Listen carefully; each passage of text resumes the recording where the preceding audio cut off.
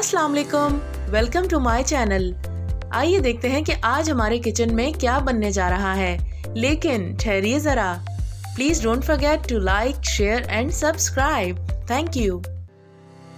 अस्सलाम वालेकुम, क्या हाल है आप सबके। आज हम बनाने जा रहे हैं कीमा फली।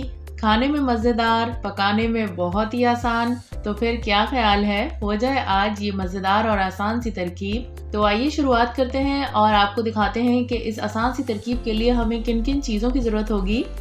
इस रेसिपी को बनाने के लिए हमें आधा किलो के करीब कीमा चाहिए और 1 पाव के करीब सब्ज फलियाँ। आप चाहें तो इस रेसिपी में चोले की फली या गवार की फली या सेम की फली, कोई सी भी फली जो है वो इस्तेमाल कर सकते हैं। It's all up to you. तो आइए कुकिंग की जानिब चलते हैं और यहाँ आपने क्या करना है कि आधा कप के करीब ऑयल गर्म कर लेना है और उसमें ये तमाम चीज़ें शामिल कर देनी है, यानी 3 दरमियाने साइज़ की प्याज, बारीक कटे हुए 3 टमाटर, आधा खाने का चम्मच सफ़ेद ज़ीरा और 1 खाने का चम्मच लहसुन अदरक का पेस्ट। इन तमाम चीज़ों को आपने ऑयल में डाल के अच्छे से फ्राई कर लेना है। इतनी देर फ्राई करेंगे कि प्याज हल्की सी नरम हो जाए और टमाटर घुल जाएं।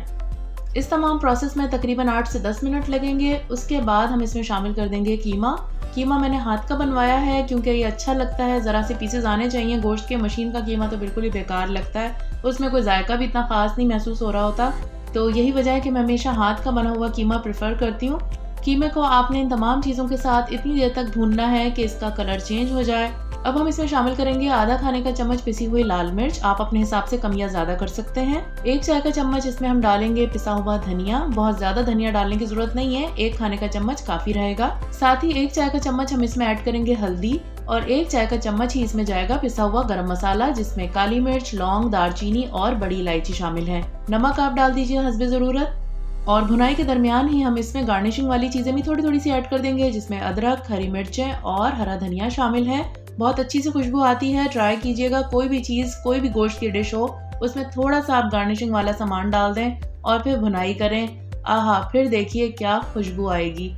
तो ये भुनाई तकरीबन कंप्लीट हो चुकी है। अब हमने क्या करना है कि इसमें 1 कप के करीब या जितना भी ज़रूरी हो पानी ऐड कर देंगे और इसमें उबाल आने का इंतज़ार करेंगे और उसके बाद ढक्कन ढक के हम इसको पकने के लिए छोड़ देंगे। बड़े का कीमा है इसलिए ये 40 से 45 मिनट में आराम से गल जाएगा।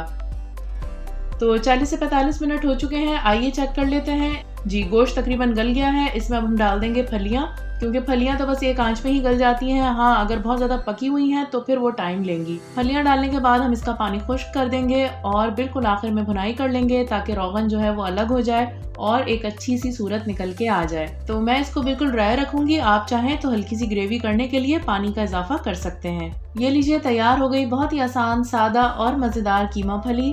इसको आप गार्निश कर दीजिए हरा धनिया, हरी मिर्चों और अदरक के साथ।